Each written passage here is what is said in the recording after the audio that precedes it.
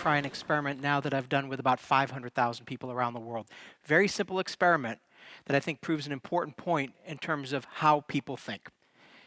Now, you see me holding something here. It may, if you're way back there, might look like a brick. It's actually not a brick. But I want you to use your imagination for a moment. I want you to imagine that I'm holding in my hand a real brick. What we're going to do is a quick exercise where you're going to need to develop as many uses of a brick as you can. So this is how we're going to do it. I want everybody to pair up. So get with one other person. If you have to be in groups of 3, that's fine. But ideally, I'd like you to get into groups of 2, pairs. And what you're going to do, really, really simple. I just want you to go back and forth and come up with as many uses of a brick as you can in your groups. You don't have to write anything down. You'll remember them. So for example, the first person might say something like, if you're missing a brick in your chimney, you could stick it in there, sort of an obvious one. Second person might say, use it as a paperweight or a doorstop. Next person might get creative, break it in half, bookends. Second person might say, throw it at the TV if you lose the remote control to turn it off. I mean, no right answers, no wrong answers. I'm going to give you 30 seconds. Just go back and forth, come up with as many uses of a brick as you can. Go. All right, let's stop there. Let's stop there. Just shout out a couple of the uses of a brick. Just shout out anything. A weapon, I heard. By the way, I've done this with 3 branches of the military. There are 1,000 ways to kill a person with a brick. I heard. A bed warmer. Put in the oven and heat up your bed. Excellent. Somebody on this side. A what? A chalk to prevent the car from going backwards. Excellent. All right, so I want you for a moment to imagine I have a flip chart here. It's a magic flip chart. It's invisible. If I were on this flip chart, I would be drawing the problem that we have. So the question that I asked you to do is, how do we use a brick? The way we tend to solve problems as human beings, our default mechanism, is to look at a problem and ask, what do I know about this problem? So the first thing we start off with is we say, well, bricks are used in construction. So the obvious answers are going to be build something, build a patio or something like that. The next thing we do is we say, well, what are the attributes of the problem? Well, in this case, a brick is heavy. So I can weigh things down. It's sturdy, so I can prevent things from rolling backwards. It's dangerous, so I can beat people over the head. So there's all these attributes. This is the way we're wired to develop solutions. We're going to do this exercise again, but with a small twist, So this time in your pairs, what we're going to do is we're going to have one person. In fact, I want in your pairs decide one person's going to be A, one person's going to be B. Just figure that out first. Who's going to be A, who's going to be B? All right, excellent. That was the easy part. So what we're going to do is we're going to do this exercise again, but the twist, and here's the twist. Instead of just saying, what do I know about a brick, what we're going to do is we're going to connect the brick to something random. We're going to give it a random context. So, for example, if the random context were, what are all the ways in which we can use a brick on the body? What are all the ways we can use a brick on the body? Just shout some out. Exfoliating, excellent. It's really good loofah, buff your nails. You could pump your biceps up. It's great for posture. Chin lift, excellent. Yes. If you're into massages, it's a hot stone massage. That exfoliates. It's a great combination.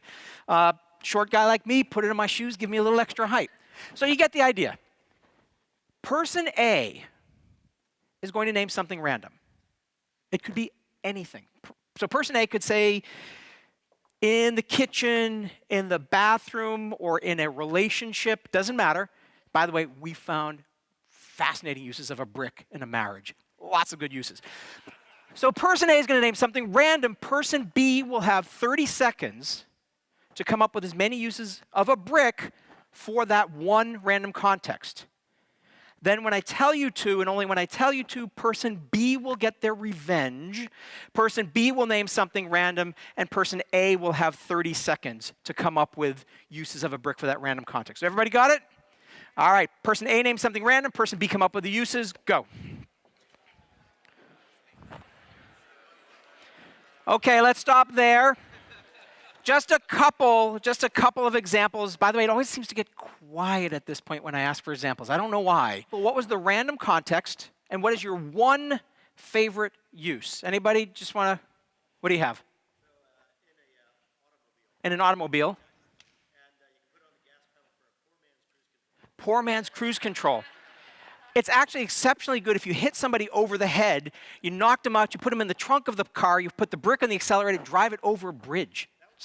That was your next one. I could tell. Psychic. One more on this side, yes. Kitchen and whiskey stone, so actually to cool the whiskey as opposed to heating it up. Love it. All right, so here's the question. Here's the question. Which way do you feel yielded solutions that were more creative, potentially more valuable? And I want to be clear, when I say creative, I don't mean you generated more solutions or that it was easier, but you felt that the solutions you developed were a little further afield. So you've got three options. The first one was like the way we did it the first way, uses of a brick. The second way was a brick for a random context.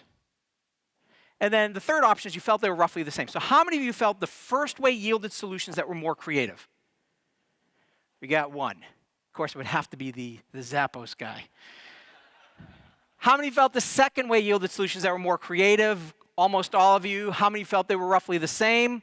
A couple of you. How many of you don't raise your hands in public? I think there's a couple of you. Yeah.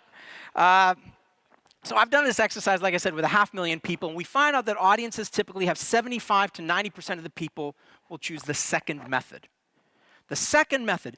Now, this is sort of interesting, and we could go behind the theory behind this and the science behind it and demonstrate why this is true, but it is true. We've actually done real-world exercises around this. But what I want to point out is if you think about it, the first method is the think outside the box method. Use a brick, no constraints, any way you possibly can. It was the second method where you actually had constraints where all of you felt, and we've proven scientifically that the solutions are actually of higher quality, higher levels of creativity, and higher levels of value and relevancy. So what I want to leave you with here is freedom does not mean free from constraints. Freedom means having the right constraints. It is actually about having positive constraints. I believe that constraints are actually a powerful driver of success in organizations. And I know that in the world of innovation, we've been told to think outside the box. This is terrible advice. You don't want to think outside the box. You want to find a better box. The issue is not the expansiveness of your thinking. You're looking in the wrong place. So as you go through the next day and a half, I don't want you to confuse freedom with doing whatever the heck you want to do. To me, freedom is all about recognizing that constraints, the right constraints, actually drive innovation, they drive business results, and they are the key to positive collaboration. Thank you.